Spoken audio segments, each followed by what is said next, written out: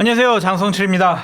오늘은 여의도 너머TV 닭간다 플러스에서는요 박상용 검사님하고 이야기를 좀 나눠보도록 하겠습니다. 검사님 안녕하세요. 예, 안녕하십니까. 불러주셔서 고맙습니다. 제가요 네. 한 2달 전에 네, 메시지를 보냈거든요. 그러셨어요? 검사님 저 장성철입니다. 제가 돕고 싶습니다 하면서 메시지를 보냈는데 계속 안 보시더라고요. 어디로 보내셨는데? 페북 메시지. 아, 예, 제가 거기는 안 보고 보세요? 있습니다. 왜냐하면 다른 메시지가 너무 많이 와서요. 그렇죠. 예, 예. 그래서 그런 SNS 메시지는 안 하고 네. 다른 메시지 주시면 제가 다 보는데. 근데 전화번호를 제가 몰랐어요. 아, 예, 아유, 죄송합니다. 제가 이렇게 좀 저도 인터뷰 좀 그때 한참 논란될 때 예, 인터뷰 예. 많이 하셨잖아요. 네. 그래서 저도 저희 방송에 좀 모셔가지고 인터뷰하려고 했었는데 네.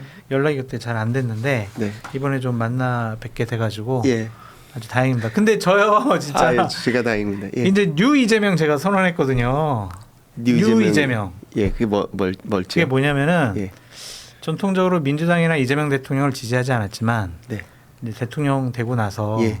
이재명 대통령 뭐 국정 운영 잘한다. 예. 그래서 뭐 잘하는 거 내가 긍정평가한다. 그런 예. 뉴 이재명 제가 선언했거든요. 예, 저 대통령께서 잘하셔야 네. 또 우리 나라가 좋죠. 맞아요. 예. 그 조금 정권과 좀 대척점에 있는 검사님하고 인터뷰하는 게 겁이 나기도 하고. 아, 제가 말씀드리는 대로 제가 말씀드리는 대로 부분에 있어서 네. 대통령께서는 그렇게 하시는 게 네. 대통령께서 또 우리나라에도 도움이 될 거라고 생각합니다.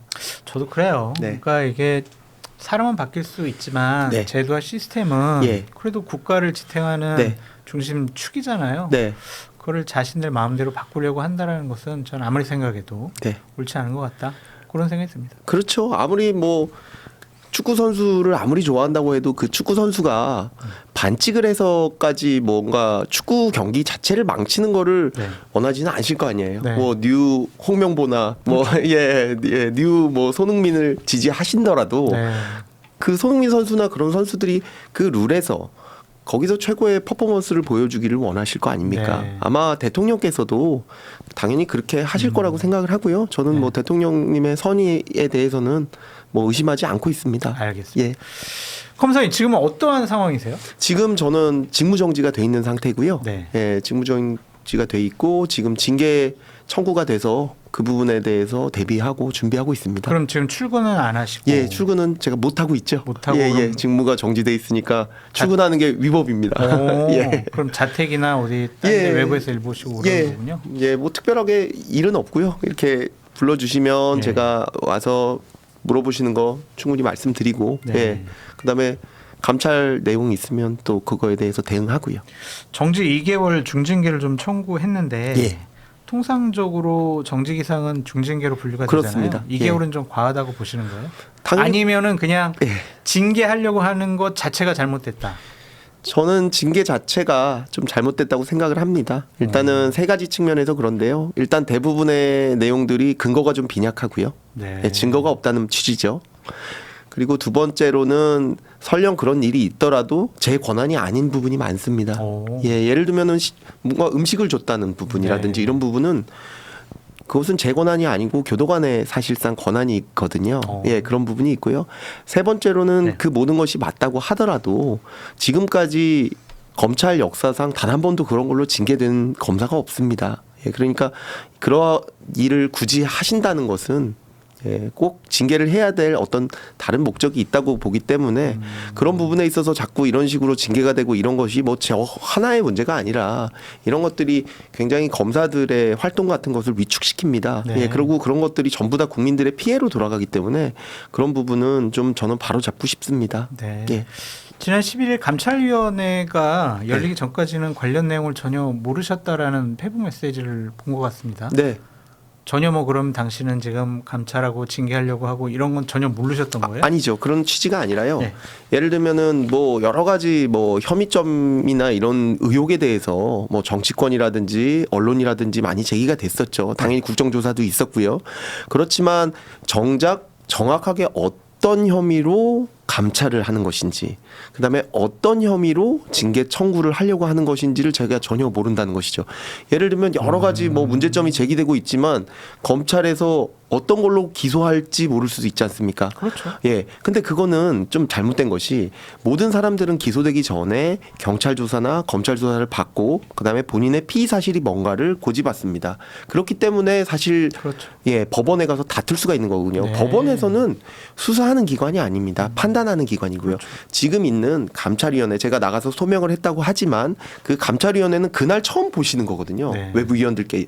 그래서 그거에 대해서 판단을 하는데 판단하기 전에 당연히 그런 징계 사실이라든지 그거의 근거라든지 그것은 충분히 조사가 되고 숙성이 된 상태에서 오는 것이죠. 근데 지금 절차에선 그런 것들이 전혀 없었다는 것입니다.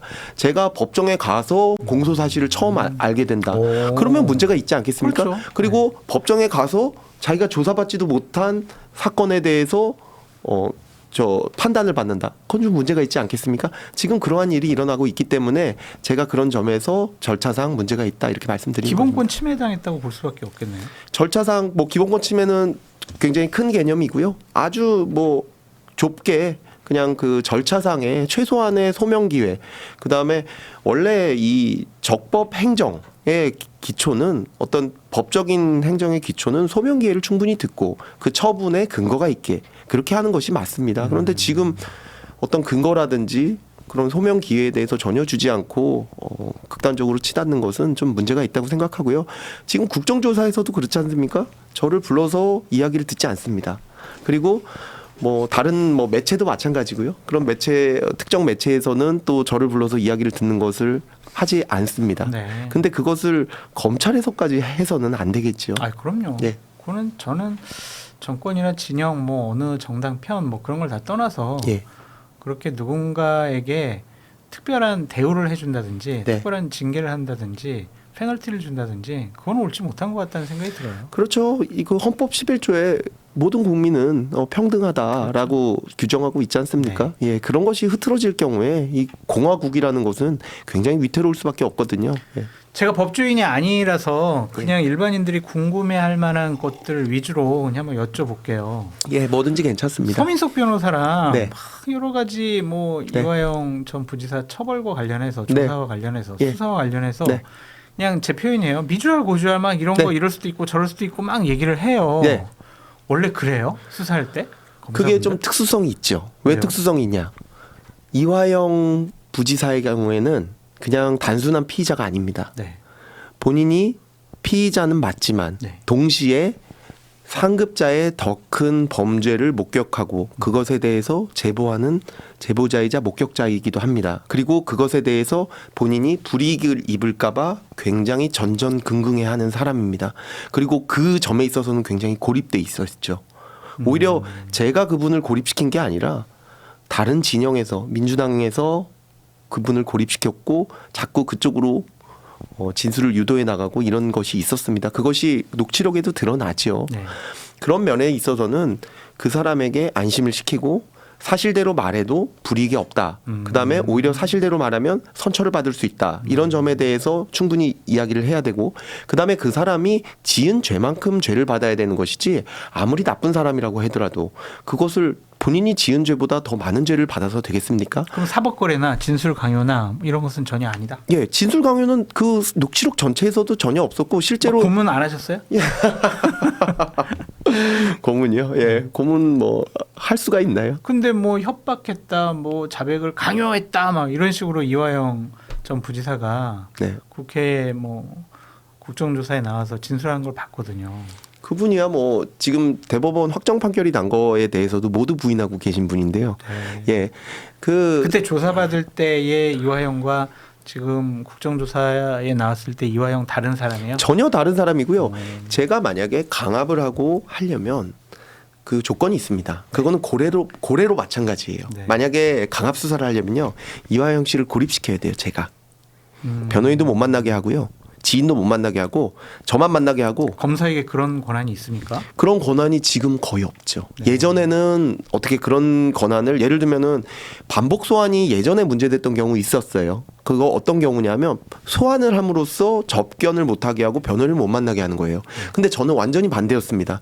오히려 소환을 하면 이화영 씨는 거의 대부분 거의 제 생각에는 90% 이상 변호인을 접견하고 시작했습니다. 그 변호인 접견하는 시간도 제가 무제한적으로 허용했어요. 네. 그리고 그 변호인도 실제 변호인이 아닌 변호인이 되려는 자도 변호인 조력받을 권리가 있다고 봐서 그것도 판례도 마찬가지로 그렇습니다. 그렇기 때문에 변호사의 자격만 있으면 이화영 부지사가 원하는 사람은 누구라도 만나게 해줬고 그게 시간도 제가 전혀 제한하지 않았습니다. 네. 거의 모든 날을 그렇게 했고요. 그래서 이화영 부지사가 절대 변호인 조력받을 권리를 본인이 침해당했다 이런 말은 하지 않죠. 그리고 실제 접견한 횟수도 한 200회가 넘을 거예요. 네. 그리고 본인의 지인도 마찬가지입니다. 단 한 번도 지인의 접견을 제한한 적이 없고 이화영 부지사가 지인과 접견한 내역이 어마어마하게 많습니다. 심지어 민주당 국회의원들도 무제한적으로 만났죠. 그런 상황에서 제가 지금 서민덕 변호사랑 통화하는 내역도 전부 그 사람들한테 공개될 것을 제가 전제로 얘기하고 있습니다. 왜? 제가 한 번도 서민덕 변호사한테 이건 변호사님 저랑 둘만 얘기하는 겁니다. 이렇습니다. 그렇게 얘기하지 않아요. 더 얘기해 보세요. 너무 친절하게 자세히 설명해 주셔서 지금 와서 보면 꼬투리를 잡힌 것이 아닌가. 맞습니다. 저는 그렇게 생각하고요. 근데 드네요. 그게 전체 맥락을 보면 그리고 필요성이 있었기 때문에 전체 맥락을 보면 충분히 이해하실 수 있을 겁니다. 그리고 필요성이 있었고요. 그렇게 안 하면 만약에 지금 우리 소장님 어느 조직에 소속돼 있는지 모르겠지만 장이신지 모르겠지만 만약에 본인이 계신 그 조직의 가장 최고의 상관, 최고의 의사결정권자에 대해서 그 비리에 대해서 이야기를 하고 그 집단에서 굉장히 지탄받을 수 있다, 비난받을 수 있다. 그래서 네. 본인의 과거의 어떤 경력이라든지 미래의 경력이 위협받을 수 있다라고 하는 경우에 그럼 그 사람에 대해서 검사는 어떤 태도를 취해야 될까요? 네. 진술을 할 수 있게 해줘야 됩니다. 네. 예, 그게 우리 법이고 제가 할 일입니다. 근데 그거를 했다고 해서 어떤 징계를 한다 그러면은 다음에는 과연 어떻게 하면 좋을까요? 지금 이러한 저에 대한 징계의 시그널이 아마 다른 수사에 대해서는 검사들을 굉장히 위축시키고 그 피해는 고스란히 국민들에게 돌아갈 수밖에 없습니다. 저는 그걸 막고 싶습니다. 좀 이거 하나 여쭤볼게요. 예. 민주당 쪽 분들이나 민주당 쪽 입장을 대변하는 패널 분들은 네. 뭐라고 얘기하냐면 네. 이거는 이거는 그 네. 별건 수사다. 별건이요? 그런 얘기를 해요. 변호사비 대납을 수사하다가 결국에는 막 이재명을 타켓으로 해가지고 수사를 하고 털털 털려고 하다 보니까 딱 이게 걸렸다. 그러니까 이건 잘못됐다. 이런 식의 또 논리를 펴는 분들이 있더라고요. 네, 그거는 그냥 그런 식으로 프레임을 짜서 논리를 펴는 것이지. 별건 수사는 맞아요. 근데? 전혀 아닙니다. 아니에요? 전혀 아닙니다. 어떻게? 예, 그거는 어떤 거냐면요. 다른 의견이 아니라요. 그냥 사실관계가 다릅니다. 그러니까 1 더하기 1이 3이라고 주장하는 게 다른 의견이라고 할 수 없죠. 그럼 이 그건 틀린 내용입니다. 대북송금을 원래대로 수사하고 조사하려고 하셨던 거예요? 저는 그러니까 변호사비 대납 부분이 예. 따로 있고 예. 대북송금 부분이 따로 조사를 했던 거예요? 당연히 그렇죠. 그러니까 이렇습니다. 근데 이 사람들은 왜 별건 수사라고 그래요? 아니 뭐라도 수사를 흠집을 내야 되니까요. 어. 아니 그럼 단적인 예로 이렇게 해봅시다. 만약에 그게 별건 수사였다면, 그게 위법한 별건 수사였다면요. 재판에서 한 번이라도 문제가 되지 않았을까요? 문제가 되죠. 한 번도 문제된 적 없습니다. 어. 두 번째로 서미석 변호사나 김강민 변호사나 그런 수많은 변호사들, 뭐 박균택 변호사도 마찬가지예요. 그럼 뭐 지금 여러분들이 얘기하시는 분들이 단 한 번이라도 문제 제기를 한 적이 있을까요? 네. 없습니다. 법정에서도 없고요. 지금 징계 사안에서도 만약에 별건 수사가 좀 문제가 된다면 그거에 대해서 징계 사유로 삼지 않았을까요? 없습니다. 한 번도 조사한 적조차 없어요. 왜 그렇습니까? 그게 아니기 때문에 그런 거예요. 조사해봤자 전혀 문제가 없기 때문에 그런 거예요. 결과적으로 이건 입증이 되는 겁니다. 그리고 별건 수사가 아니라는 거는 제가 지금 뭐 시간만 조금 주시면 얼마든지 설명이 가능하고 그것은 자료가 전부 다 있습니다. 네. 네. 아니 뭐 이화영 부지사가 뭐 개인적으로 뭐 뇌물 받아먹고 네. 어떤 뭐 내연 얘기 뭘 하고 그거 하다가 이제 이 대북송금 나왔다 뭐 이런 얘기도 하는 분들이 있더라고요. 그러니까 이런 겁니다. 제가 지금 어떻게 했었냐면 저는 그냥 감찰 담당하던 형사부 검사였고요. 네. 제가 무슨 뭐 변호사비 대납 사건이라든지 뭐 쌍방울 뇌물 사건이라든지 이런 걸 전혀 하지 않은 그냥 형사부에서 형사 사건 처리하고, 다만 제가 기수가 좀 높았기 때문에 원래 여성아동조사부에 있다가 감찰을 담당할 검사가 없다고 해서 제가 감찰 담당 검사로 갔었습니다. 네. 그리고 한 3주 있다가 어디 공안부 검사가 공공수사부요. 거기는 변호사비 대납 사건을 수사하고 있었습니다.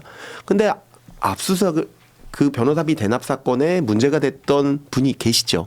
지금 민정비서관에 계신 이태영 변호사입니다. 그 이태영 변호사 사무실을 압수수색했더니 아니 글쎄 소위 특수부에서 조사하고 있는 쌍방울의 영장 초안이 거기 있다는 겁니다. 예. 그러면 어떻게 해야 돼요? 그 우리 우리 뉴 이재명께서 네. 한번 말씀해 보세요. 별건 수사니까 더 수사를 하면 안 됩니까? 아 이거는 이건 별건 수사네. 이거는 아무리 범죄 혐의가 있더라도 덮어야 되겠네. 예. 아니 이건 아닌 것 같은데. 거기서 압수수색 영장의 초안 말고 뭐 마약이 나왔다고 생각해 보세요. 네. 아동 포르노가 나왔다고 생각해 보세요. 그러면 그것도 덮어야 됩니까? 별건 수사의 개념은 뭐예요? 별건 수사의 개념은 지금 제가 징계당하고 있는 거를 보시면 정확하게 알 수 있으세요. 설명해 제가 주세요. 지금 뭘로 징계를 시작했다고 알고 계시죠? 연어술 파티. 연어술 파티죠. 네. 제가 근데 뭘로 조사를 받았습니까? 전혀 연어술 파티는 아니고 네. 다른 수사 뭐 서류 네. 부실기재 미기재 이런 맞아요. 걸로만 수사를 받아요. 네. 그게 바로 별건 수사입니다. 아. 왜? 이 수사로 혐의를 입증하지 못할 것 같으니까 네. 다른 수사를 해서 그것을 더해서 뭔가 혐의를 만들어내고 그리고 그거를 통해서 이 수사의 동력을 찾는 그런 겁니다. 그 다음에 그 서울고검에서 어떻게 합니까? 저를 조사조차 안 하고 이것저것 다 모은 다음에 무슨 뭐 쌍방울 횡령이니 뭐니 그게 별건 수사입니다. 그걸 다 모은 다음에 일단 구속영장을 쳐요. 네. 그 다음에 구속영장에서 구속이 나오면 그걸 가지고 압박을 해서 연어술 파티에 대한 진술을 얻어내려고 하는 겁니다. 이게 바로 별건 수사입니다. 이게 별건 수사다. 그럼 지금 처벌하려고 그냥 계속 꼬투리를 잡는 거. 그렇습니다. 뭐라도 이거 아니면 이거 찾고 이거 찾고. 결국에는 표적 수사랑 별건 수사는 같이 가는 겁니다. 네. 표적 저 사람 무조건 처벌해야 돼. 그러면 어떻게 합니까? 어떤 혐의든 다 붙여서 해. 이런 거죠. 당시에 그냥 이화영 전 부지사만 조사하는 것이 아니라 결국에는 이화영을 매개로 해서 네. 이재명 당 대표를 수사하고 처벌하기 위해서 네. 이렇게 막 무리한 수사, 자백 강요 수사 그런 거 한 건 아니에요? 아니 이화영 부지사의 혐의가 뭐 김성태 뭐 쌍방울 뭐 직원들 모두가 얘기하고 뭐 공문이라든지 여러 혐의로 이화영 부지사는 무엇을 하려고 했느냐? 지사의 방북을 하려고 했고 그렇죠. 그거를 위해서 뭐 북한에 돈도 보내고 네. 그다음에 뭐 본인이 지사 방북돼 가지고 쌍방울 주식이 오르면 그 주식도 차명으로 갖고 있고 그렇죠. 여러 가지로 네. 정치적 경제적 이익을 다 누리려고 했는데 결국에 원하는 것은 지사의 방북이었고 지사의 방북이 됐을 때 그 정치적인 어떤 성과나 이익은 가장 많이 돌아가는 것이 이재명 지사입니다. 그리고 본인이 행동해야 되고요. 네. 지사의 방북에 대해서 지사가 모른다. 사실 쉽지 않습니다. 지사의 방북에 대해서는 그냥 정황상의 증거로 혐의를 입증해 가셨던 거예요? 아니면은 김성태 회장이나 이화영 전 부지사가 어느 정도 증언을 한 거예요? 지사의 방북에 대해서는 김성태의 증언이 있었고요. 네. 처음에 진술이 있었던 건 맞습니다. 네. 예, 저희가 사실은 지사의 방북을 추진한다는 내용은 공문이나 이런 곳에 너무너무 많습니다. 그런데 그렇죠. 그걸 통해서 그거를 하려면 돈이 필요하고 네. 그것을 북한에서 돈을 요구하고 자신이 돈을 줬고 그에 따라서 같이 진행됐다라는 것은 당연히 진술과 그다음에 그에 따른 정황적인 증거. 예를 들면은 쌍방울의 공문과 경기도의 공문이 같이 갑니다. 쌍방울의 인사와 경기도 공무원들이 같이 갑니다. 그런 것들이 2심 판결문에 아주 정확하게 적혀 있어요. 김성태 전 회장이라든지 이화영 부지사가 네. 이거는 뭐 이재명 지사의 방북을 위한 거다라고 직접적으로 증언한 진술 내용들이 있어요? 김성태 뭐 회장은 너무 많고요. 아 그래요? 예, 너무 많고요. 그리고 김성태, 방용철 그 두 분의 뭐 진술뿐만 아니라 그분들은 둘 다 법정 가서 다 증언을 했습니다. 네, 네. 예, 그 증언을 했고요. 실제로 저 이화영 부지사 같은 경우에도 지금 증거 능력은 다 없어서 저희가 기소나 판결문에 전혀 쓰지는 않았지만 그에 대해서는 이야기를 했죠. 조사 과정 중에 충분히 얘기했습니다. 왜냐하면 네. 그리고 그럴 수밖에 없는 것이 이분이 평화부지사잖아요. 그렇죠. 예. 그리고 그때 당시에 평화부지사로 임명되고 조금 지나서 경기도가 최대 북한 접경지인데도 불구하고 문재인 대통령이 이재명 지사만 빼놓고 최문순 지사, 그다음에 박원순 시장 이렇게만 데리고 북한에 가셨어요. 맞아요. 그때부터 굉장히 그 부분에 대해서는 절박했고, 네. 그다음에 이재명 그 지사 본인이 그 북한의 리종혁이라는 어떤 북한의 원로가 왔을 때 육로로 방북하고 싶다고 얘기를 했었고요. 그다음에 이화영 부지사도 그 2019년 말에 돈이 들어갔을 때요. 그때 그렇게 얘기를 하죠. 지금 화염과 분노 속에서도 교류가 가능하고 지사의 방북이 이루어질 걸로 생각한다. 그리고 2020년 5월 달에 코로나가 아주 한창이고 북한과 남북 관계는 거의 완전히 파탄이라고 볼 수 있을 때도 이재명 지사께서 최백은 교수 유튜버에 나가서 교류가 가능하다. 방북이 가능하다는 취지로 말씀을 하셨었죠. 아니 그런 거를 다 봤을 거 아니에요. 어떤 거예요? 아니 그러한 진술 내용이라든지 조사 내용 같은 경우에 제가 다 봤냐고요? 아니 그 변호인들이라든지 아니면은 이재명 대표 측 인사들은 이런 사실 몰라요? 다 아시죠? 왜 모르세요? 근데 왜 더 잘 아시죠? 국정조사에 나와서 그러면 검사님 말씀이 맞다면 예. 왜 저런 식으로 사실과 다른 얘기를 국민 앞에서 왜 얘기를 하죠? 사실- 이해가 안 되는데요. 왜 이해가 안 되세요? 그것은 아니 금방 드러나잖아요. 이미 드러났죠. 예. 왜냐하면 확정 판결로요. 예. 예, 그런데 확정 판결마저도 무시하고 사실 확정 판결이 이렇게 다 있는 상황에서 만약에 지금 가지고 있는 사실이 맞다면 재심을 신청하시면 될 거 아닙니까? 그렇죠. 저도 계속 절차 얘기해요 내에서 방송에서. 재심을 신청하시고 재심에 따라서 증거가 조작이 됐으니까 이것은 재심이 받아들여져야 된다라고 하면 지금 이재명 대통령에 대해서 제기된 공소 사실은 사실 이 이화영 씨의 확정 판결이 전제가 된다고 볼 수 있거든요. 네. 그러면 제가 나서서 이거는 공소 취소해야 된다 얘기할 겁니다. 그렇죠. 예, 그게 그 맞지. 상태에서 네. 재심이 받아들여져서 이화영 씨의 혐의에 대해서 문제가 있다라고 해서 재심이 받아들여진다면 검찰이 나서서 공소 취소해야죠. 그렇게 하고 재심에 따라서 다시 재판을 하고 그 다음에 공소 여부는 다시 결정해야죠. 그게 맞죠. 그렇게 룰이 우리가 다 맞아요. 절차성으로 되어 있는데 왜 그렇게 안 합니까? 왜 안 해요? 심지어는 특검이라는 것을 동원을 해야 되고 특검이라는 걸 동원해서 그리고 특검이 만약에 제가 조작을 했다면 그거를 밝히면 될 거 아닙니까? 그렇죠. 밝히고 나서 네. 그러면 그에 따라서 정성호 장관, 구자현 총장 등 지금 이재명 정부 아닙니까? 그러니까요. 본인들이 이거는 검사의 과오가 맞다. 5.18 묘소 갈 게 아니에요. 이런 걸 보시고 이거는 우리 검사의 과오가 맞으니까 내가 책임지고 공소 취소하겠다. 그렇죠. 공소 취소 명령을 내렸습니다. 네. 명령을 서면으로 지시하시고 그다음에 구자현 총장께서는 그걸 보시고 명령에 따르시고 그래서 수원지검장한테 지시하시고 수원지검은 그 명령에 따라서 공판검사한테 지시해서 공소 취소하면 될 거 아닙니까? 근데 왜 그렇게 안 해요? 감옥 갈 것 같으니까 안 하죠. 아. 모두가 알고 있습니다. 재심 사유도 없고 그다음에 공소 취소하면 직권남용이 되고 그렇기 때문에 나중에 형사처벌 받고 다 알고 있습니다. 그러니까 못 하는 거죠. 그 외에 뭐가 이유가 있습니까? 제가 이 얘기를 벌써 몇 달 전부터 했죠. 네. 그런데 정말 그대로 되고 있지 않습니까? 네. 솔직히 이렇게까지 오차가 안 나는 것도 좀 저는 안타까울 정도인 게 그만큼 이게 뭐랄까요? 굉장히 거칠게 갑니다. 검사님은 윤석열 정권 시절에 잘 나가던 검사였습니까? 윤석열 정권 시절 그 전에도 잘 나갔어요? 소위 말해서 인정받는 그렇게 검사. 못 나가지는 않았을 것 같아요. 왜냐하면 제가 그럼 이렇게 여쭤볼게요. 제 자랑을 하는 게 아니라 제가 대검 연구관도 네. 했었으니까요. 예. 그러면 윤석열 사단이었습니까? 아니요. 그건 아니었습니까? 윤석열 그분과 같이 근무한 적이 한 번도 없는데 한 번도 어떻게 없습니까? 사단이에요? 예. 물론 같이 근무한 적은 있죠. 중앙지검 제가 초임 때 중앙지검에 그때 특수 일부 부장이셨는데 제가 한 200~300명 있는 그 검사 중에 한 명이었죠. 초임 검사로.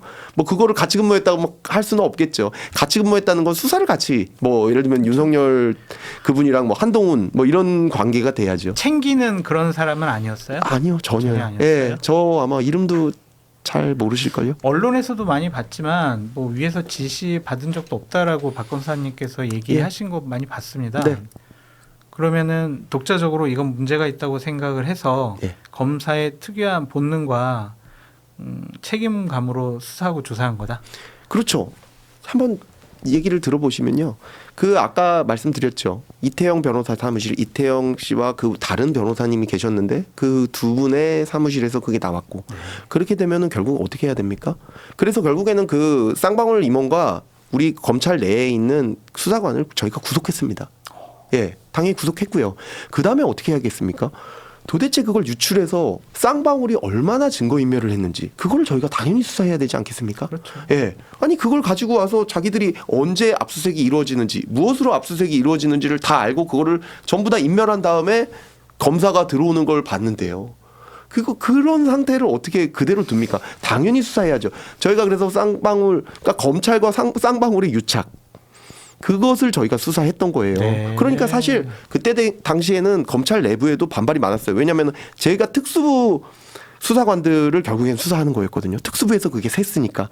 그래가지고 거기서 그걸 수사하고 쌍방울을 조사했고, 그 다음에 거기서 무엇이 나오냐면 그 인멸된 증거 중에 하나가 바로 이화영 씨의 뇌물을 받은 내역이었습니다. 법인카드를 쓴 내역이요. 그거를 네. 인멸한 내역들이 나와요. 인멸한 증거들 중에 하나로. 그러면 그건 뇌물이거든요. 근데 뇌물이라는 건 항상 대가성이 문제됩니다. 그러면은 왜 뇌물을 줬니? 이렇게 물어볼 수밖에 없고 수사할 수밖에 없죠. 그렇죠. 거기서 대북 송금이 나온 겁니다. 네. 그렇게 쭉 이어지는 것이지 만약에 별건이라고 한다면 제가 그러면 그 이태영 변호사 사무실에서 그 쌍방울의 그 뭐 영장 초안이 나올 것을 미리 예측하고 만약 그걸 봤을 때도 이거는 대북 송금이다 이렇게 예측할 수가 있겠습니까? 전혀 다른 사건에서 그쪽으로 이렇게 자연스럽게 흘러 들어가는 거지 않습니까? 네. 예, 이거를 별건이라고 하는 건 아니죠. 그럼 모든 사건은 별건입니다. 그러면 결국에는 법적으로 나중에 책임질 예. 것이 두려운 뭐 정성호 법무부 장관 이하 뭐 이러한 예. 검찰 지휘부 라인들이 결국엔 본인들의 책임이라든지 부담감을 덜어내기 위해서 정치권에서 만든 특검을 통해서 공소 취소하려고 한다. 네. 그렇게 보여지는 거네요. 정성호 법무부 그럼 장관 법적으로는 문제 없습니까? 법적으로 당연히 문제가 있죠. 그 예를 들면 특검이 구성됐어요. 네. 그래서 국회에서 그 공소 취소와 권한을 네. 특검 검사에게 줬어요. 네. 근데 그 검사가 보니까 야 이거는 공소 취소해야 되겠다라고 생각을 해요. 네. 그래서 공소 취소를 했어요. 네. 법적으로 문제 있습니까? 문제 있죠. 어떤 문제입니까? 그거 자체도 직권 남용이 되죠. 네, 그거 자체도 직권 남용이 되고요. 두 번째로는 그럼에도 불구하고 그것을 우리가 책임을 물어야 되지 않습니까? 네. 국민 주권이라는 거. 지금 국민 주권 전부잖아요. 국민 주권이라는 건 어떻게 실현이 되죠?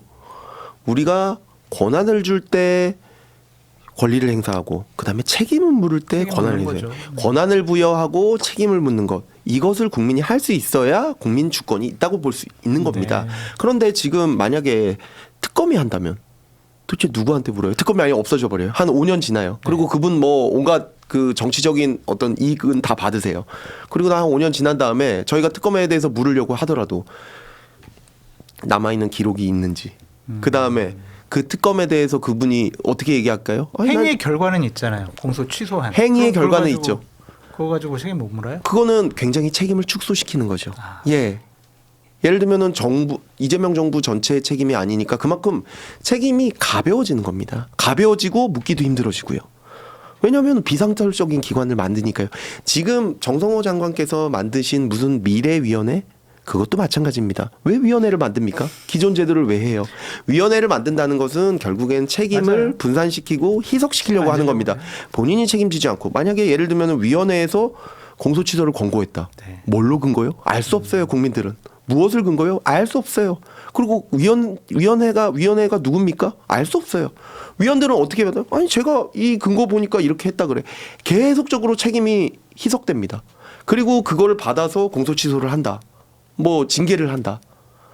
지금 자꾸 이런 얘기들이 나오잖아요. 기피 신청을 했던 검사들에 대해서 징계 불효 징계 청구가 안 됐지 않습니까? 대검에서. 그러니까 법무부에서 가져가서 그것을 어떻게 해서든 징계하려고 하죠. 근데 그때 필요한 게 아마 그런 위원회일 겁니다. 그런 식의 위원회를 만들어서 원래는 안 되는 것을 되게 만드는 거죠. 그러니까 그런 위원회들이 지금 만들어지는 것, 그리고 특검이 만들어지는 것은 지금 보면 이것은 어떤 정권 차원의 특공대로서 역할을 합니다. 오히려 정권의 권력을 견제하는 역할을 하기 위해서 위원회가 만들어지고 특검이 만들어지고 했던 것이거든요. 근데 그것이 안 그래요. 정반대로 오히려 정권 차원의 맞아요. 그 어떤 의사를 책임 없이 실현할 수 있기 위해서 그렇게 실현되는데 그것을 계속 보고만 있어야 됩니까? 그렇지는 않겠죠. 알겠습니다. 그러면은 일단 우리 검사님 징계 받을 사유로 법무부라든지 네. 검찰 고위부에서 얘기하는 것에 대해서 한번 여쭤볼게요. 네.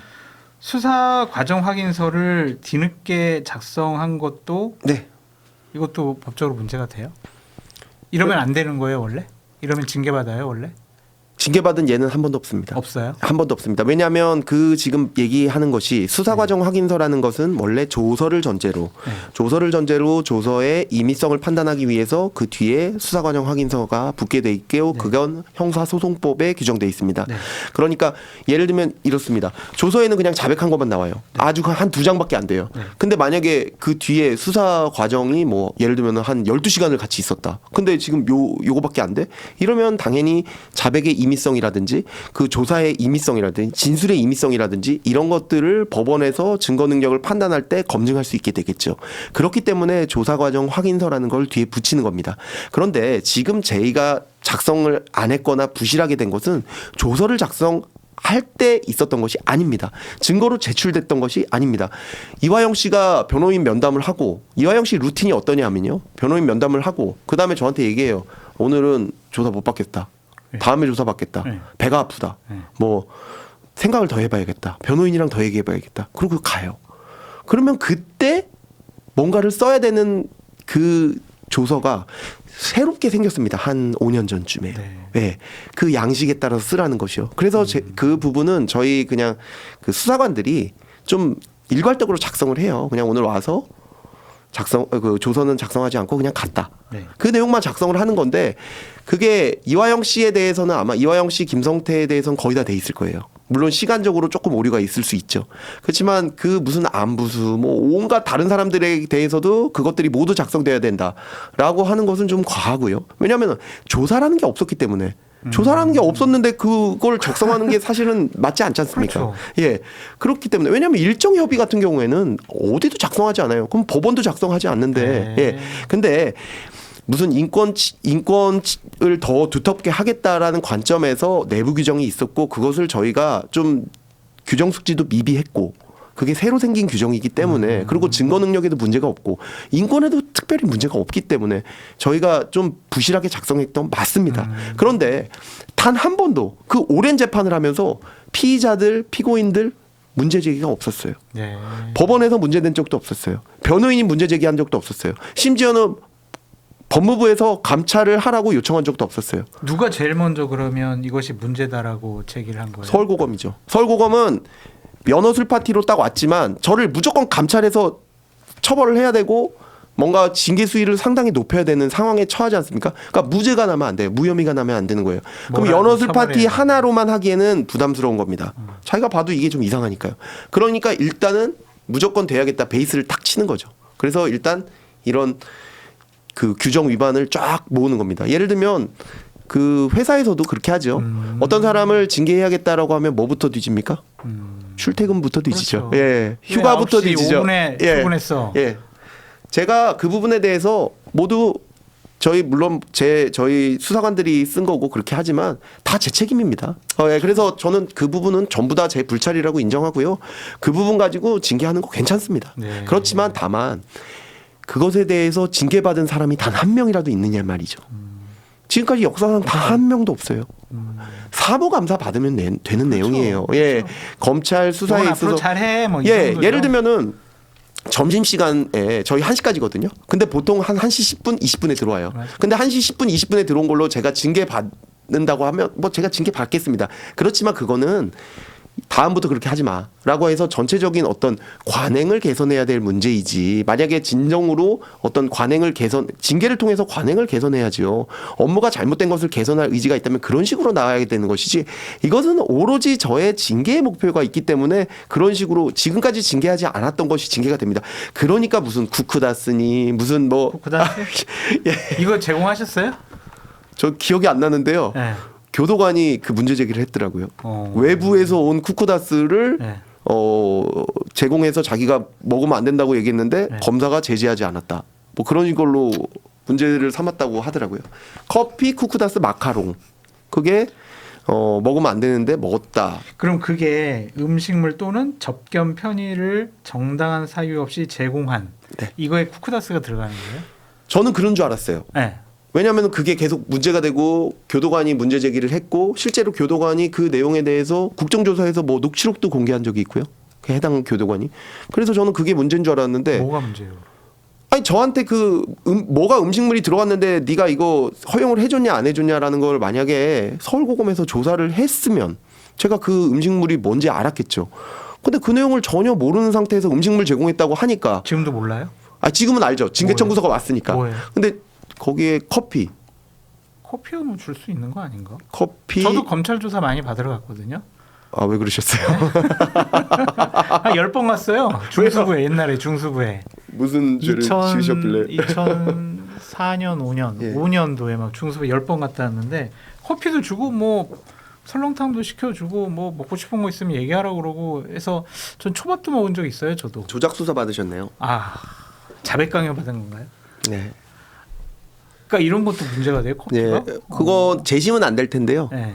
특검을 한번 만들어 보세요. 뉴 이재명이시니까. 저 그러면서 당하는 거예요? 이제? 아니 특검 만드시고 나중에 있었던 거 뭐 지금 제기되고 제가 있는 만들라고요? 거. 예. 제 그런 권한이 없는데. 아니 말씀하시면 될 수도 있죠. 뉴 이재명을 선언하셨으니. 그러면 진짜 자꾸 계속 문제되고 국민들에게 자극적으로 받아들여지는 게 연어 술 파티예요. 한마디로 얘기해서 그냥 박 검사님이 연어 술 파티 열어가지고 회유하고 야 저기 술도 마시고 자 연어도 먹고 그래 그동안 고생 많았어 저기 좀 사실대로 얘기해 좀 더 맛있는 거 먹고 없었어요 이런 거?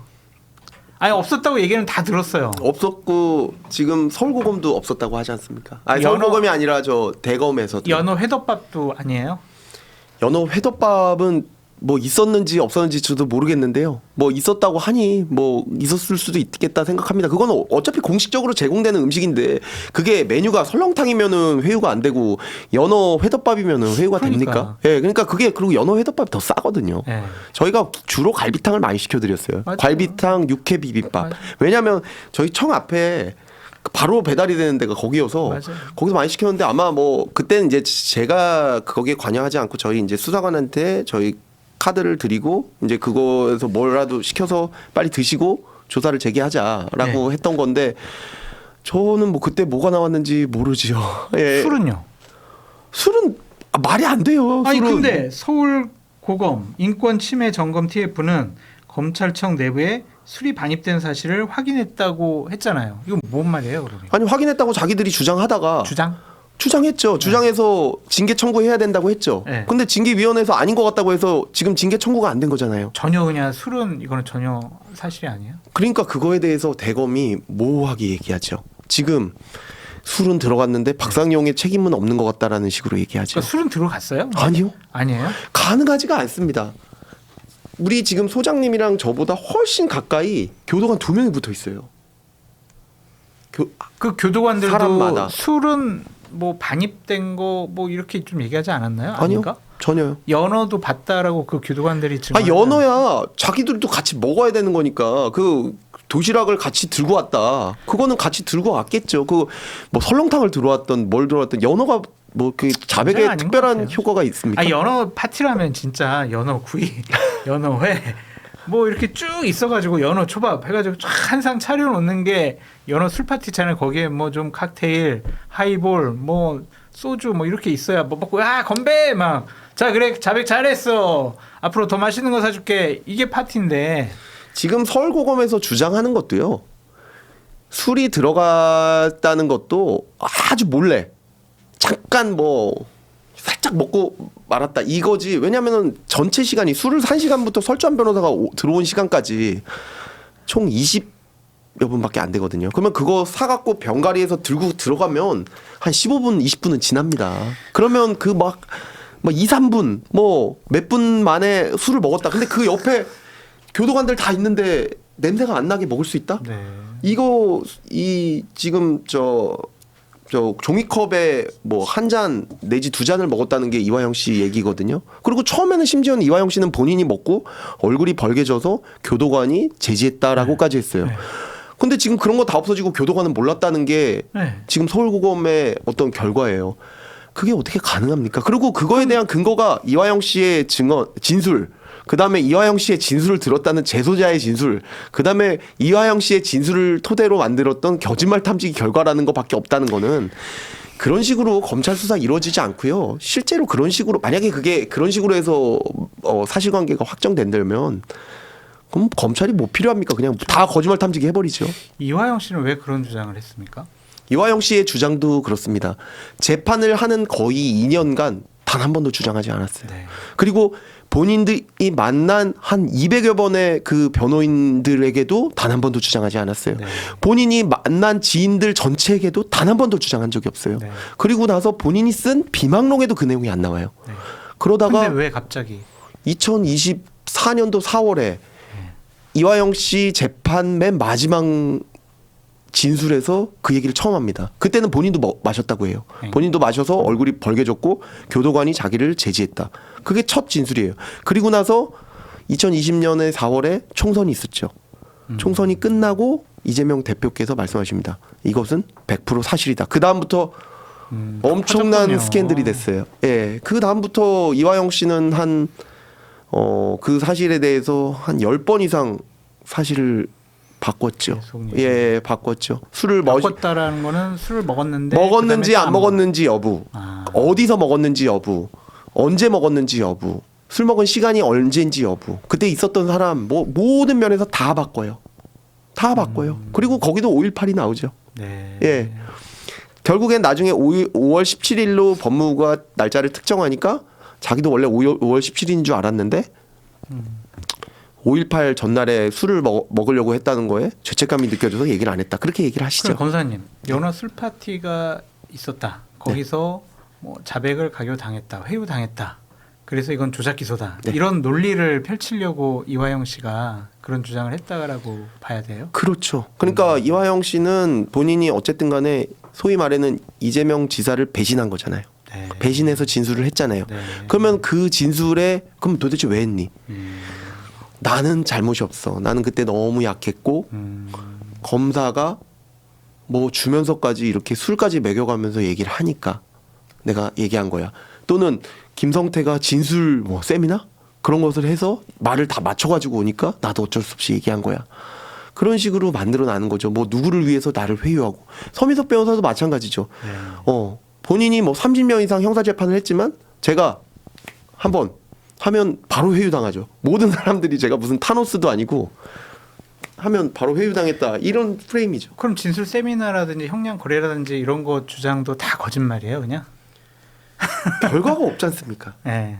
근데 하나의 아마 결과라도 있으면 제가 아마 지금 구속되지 않았을까요? 그렇죠. 예, 구속되지 않았을까요? 뭐 저에 대해서 지금 특검도 되고 있지 않습니까? 그리고 뭐 초대형 국정농단이라고까지 말씀하셨잖아요. 네. 그리고 뭐 특검보께서 김어준 쇼에 나가서 뭐 곧 빌드업이고 곧 원하는 장면을 보고 있다고 말씀하셨잖아요. 처음 봤어요, 그런 행위도. 예. 그런데 출국 금지는 사실 그냥 자기들이 원하면 할 수 있거든요. 네. 그걸 제외하고는 압수수색 영장 한번 제가 받지 않았어요.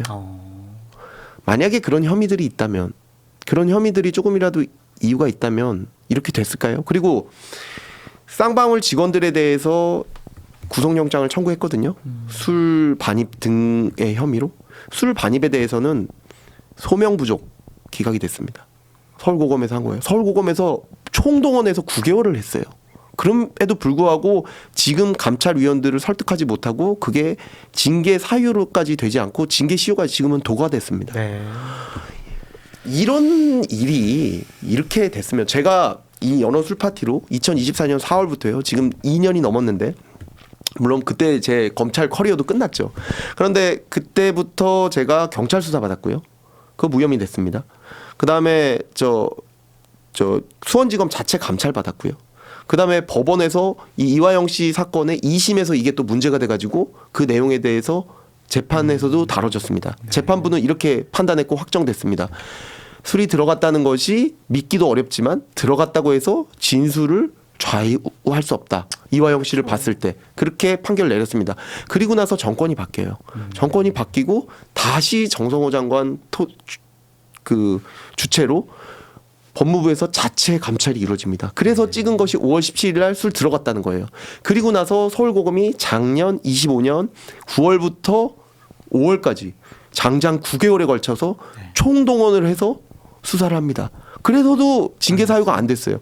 그런데 그리고 아마 국민의 반은 믿고 있을걸요. 그래서 지금 아마 국정감사했잖아요. 네. 국정조사했잖아요. 네. 다 다 했어요. 네. 제가 안 한 거. 그리고 지금 특검 조사까지 하고 있습니다. 네. 특검 수사까지 하고 있습니다. 이 술이 들어갔다는 거예요. 이거는 그 술은 없는 빼고, 사실이죠. 술은 빼고 연어 뭐 초밥, 연어 덮밥 이런 거는 기억나세요? 아 기억이 안 납니다. 기억이 안 나요? 예, 저는 그 자리에 그냥. 없었거든요. 아니 예. 설주한 변호사도 저 인터뷰를 했는데 예.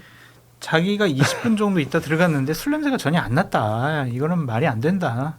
그렇게 방송 나와서 얘기를 하더라고요. 아니니까요. 아니. 사실이 아니니까요. 그게 사실이 아니라고 얘기하는 사람이 이렇게 많은데도 네. 그냥 그게 사실이 되지 않습니까? 제가 방송에 이렇게 현직 검사로서 자꾸 나오는 이유도요. 사실이 아니라고 확정 판결이 나와도요.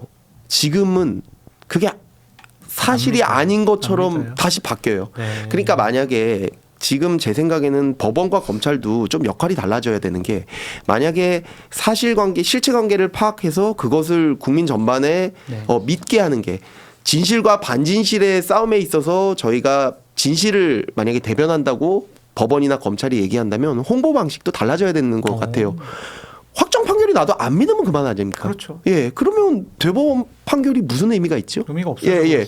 대법원 판결도 그만큼 이제는 어떤 홍보를 해야 되는 거 아닌가? 저도 몰랐어요. 네. 이렇게까지 나와서 얘기하기 전까지는. 근데 국민들께서 그 내용을 잘 모르시니까요. 예, 판결문 읽어봐라는 걸로 국민들을 설득할 수 없어요. 그 한마디로 오늘 쭉 여러 가지 제가 궁금한 거 그냥 여쭤봤는데 네. 정권 차원이라든지 민주당이나 민주당 쪽 패널들이 주장하는 것이 거의 대부분 다 사실이 아니다라고 네. 말씀하신 것 같아요. 아니요, 그 분들 있잖아요. 여기 좀 불러주시면 안 됩니까? 예, 안 우리 나오려고 그래요. 아니 저랑 왜 국회의원, 네. 뭐 봉지욱 기자, 뭐 김어준, 뭐 안 하려고 매불쇼 그러죠. 그 누구도 네. 뭐 한겨레, 네. 예, 오마이뉴스 불러달라면 이 말입니다. 네. 예, 저를 불러가지고 누구라도 좋아요. 예, 이런 거 물어보시고 네. 제가 답해드리면 되지 않습니까? 그렇죠. 별건 수사네 아니냐 물어보시고 답해드릴게요. 그런 차원에서 술 먹었냐 안 먹었냐 답해드릴게요 제가. 그런 차원에서 뭐 위헌적인 국정조사라서 증인 선서를 하지 않겠다라고 예. 한 입장을 말씀을 들었는데 네. 그냥 그 자리에서 네. 그냥 속 시원하게 여러 가지 얘기를 하시는 게 옳지 않았어요. 그러니까 화면으로 보는 이미지나 인상은 뭐였냐면 본인한테 불리하니까 저렇게 국정조사에 증인 선서 안 해가지고 일부러 증언 안 하려고 한 거 아니야? 이런 프레임에 딱 갇히게 된 것이 아닌가 그런 생각이 좀 들어요. 저는 뭐 지금에 와서는 처음에는 그렇게 저를 비난도 많이 하셨죠. 비판도 많이 하시고요. 근데 지금에 와서는 그렇게 말씀 안 하실 것 같아요. 네. 왜냐하면 보세요. 거기서 증언한 사람들 아니 김성태 회장이 나 술 안 먹었다고 얘기한 것도 고발됐습니다. 제가 무슨 그때 얘기했던 건 그것이죠. 제가 무슨 얘기를 하든 고발될 거다. 그리고 그것을 모멘텀 삼아 결국엔 특검으로 갈 것이다. 그리고 특검에서 공소 취소가 될 것이다. 지금 그대로 이루어지고 있지 근데 않습니까? 그러한 어떤 정황적인 증거 자료, 진술 자료, 속기록 이런 거는 증거로 남겨두면 오히려 더 유리한 거 아니에요? 그 증거가 네. 지금 제가 이렇게까지 말씀을 하고 네. 드리고 그다음에 지금 그 증거들은 제가 확정 판결 다 난 내용들을 말씀드리는 거예요. 네. 예.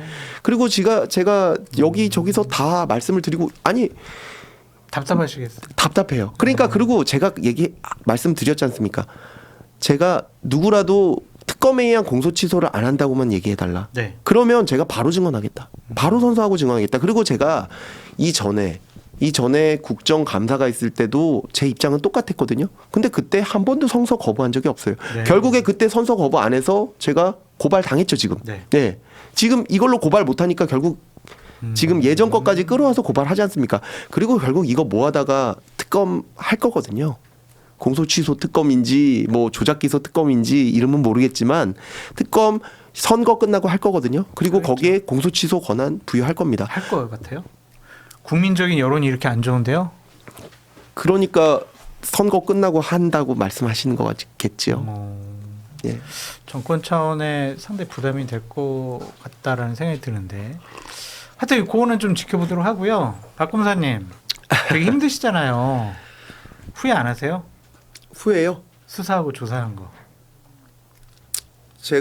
저는 뭐 어떻게 하긴 뭐 이미 뭐 그렇게 된 거고요. 이미 뭐 롤러코스터를 탔는데 아유 탄 게 후회된다라고 해봐야 뭐 합니까? 참고 견뎌야죠. 근데 저 때문에 제 후배들 지금 젊은 검사들도 다른 시그널을 받을까 봐 그게 걱정이에요. 제가 그래도 계속 어떤 제 젊음을 다 바쳐가지고 했던 그 어떤 검찰 제도라는 것이 완전히 무너져 버릴까 봐 그게 걱정이고요.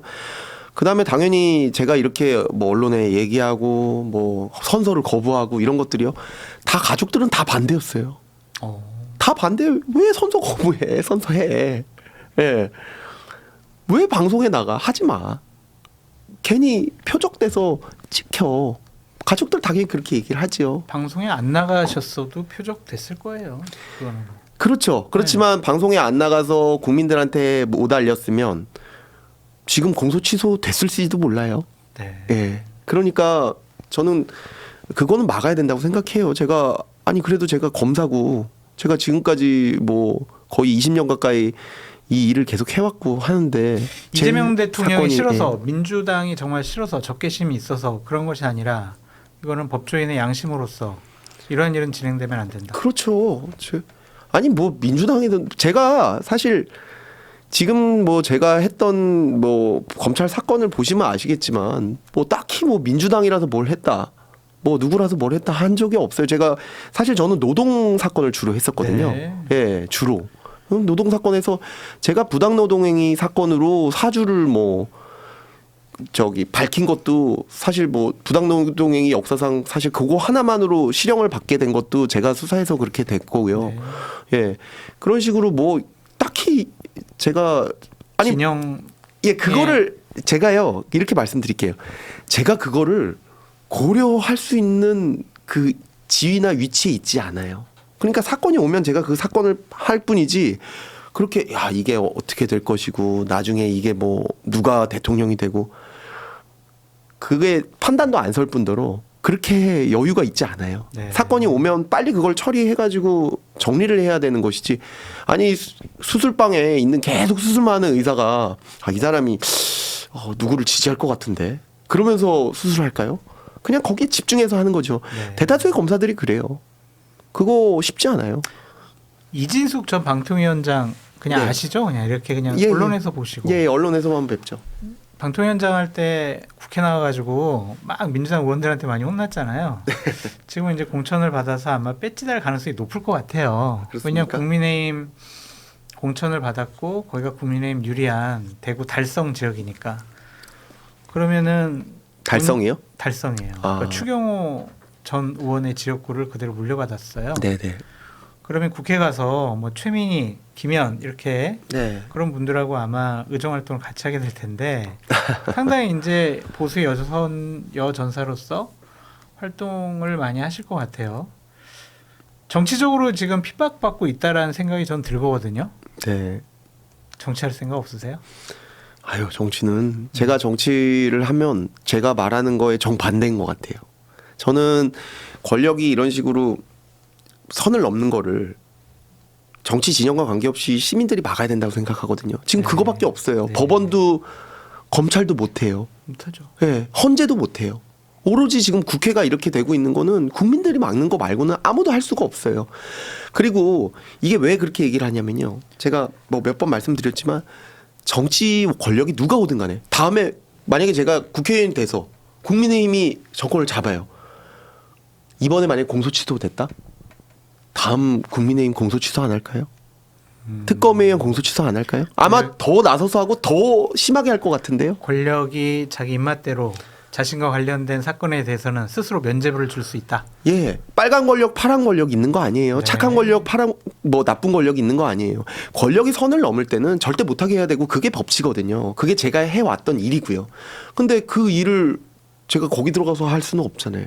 예, 그러니까 제가 지금 하고 싶은 일이랑 다른 일이기 때문에 그거 할 수가 없어요. 제가 뭐 정치 전혀 할 마음이 없는 게 제가 하고 싶은 일이랑 전혀 다른 일이에요. 예.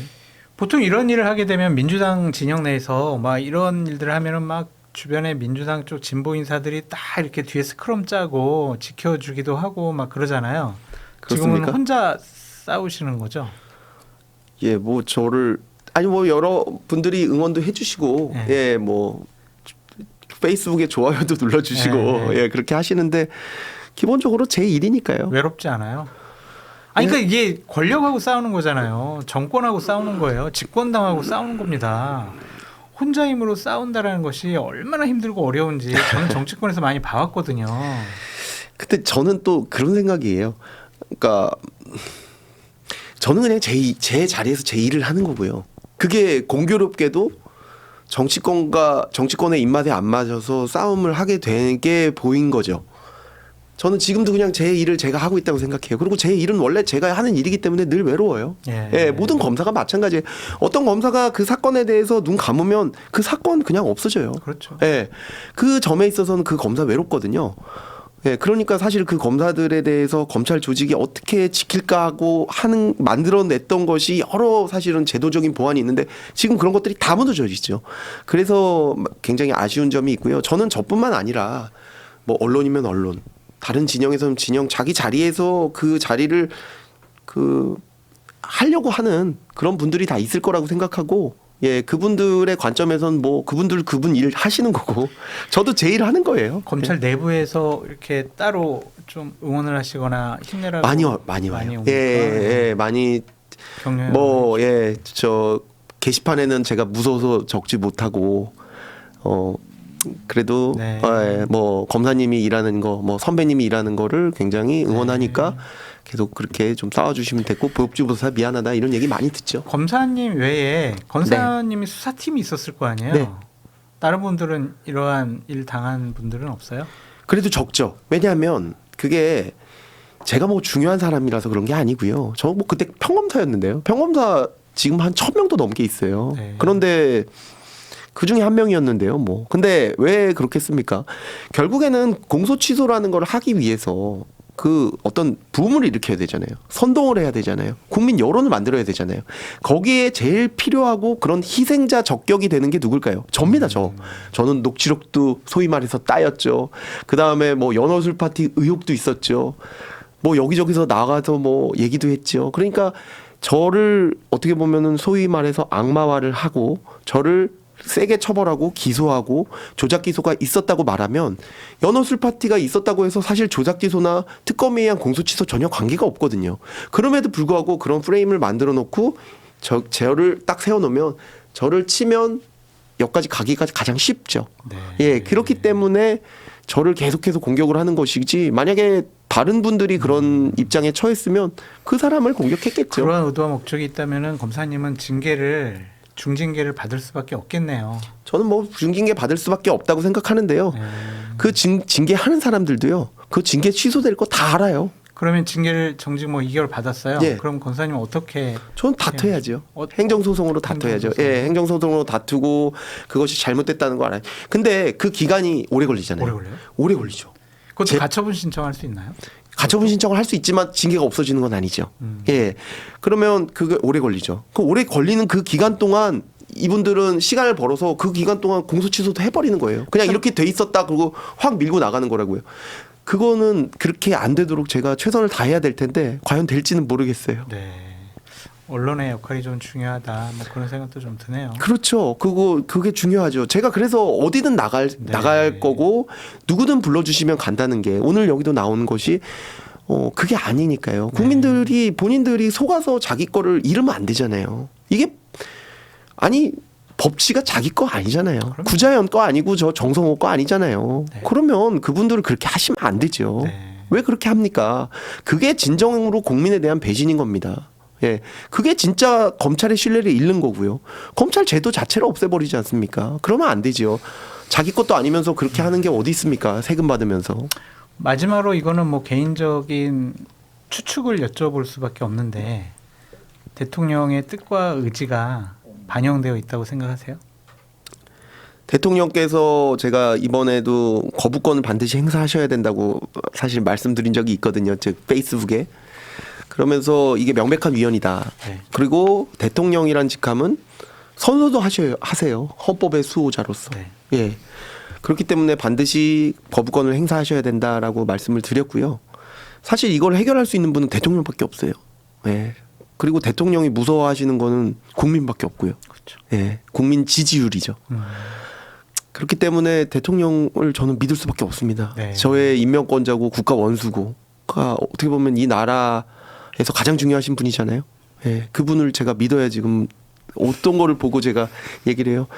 예, 국민 여론 우리 국민들이 현명하시니까 그 자꾸 설명을 드리면 저는 충분히 판단하실 거라고 생각하거든요. 네.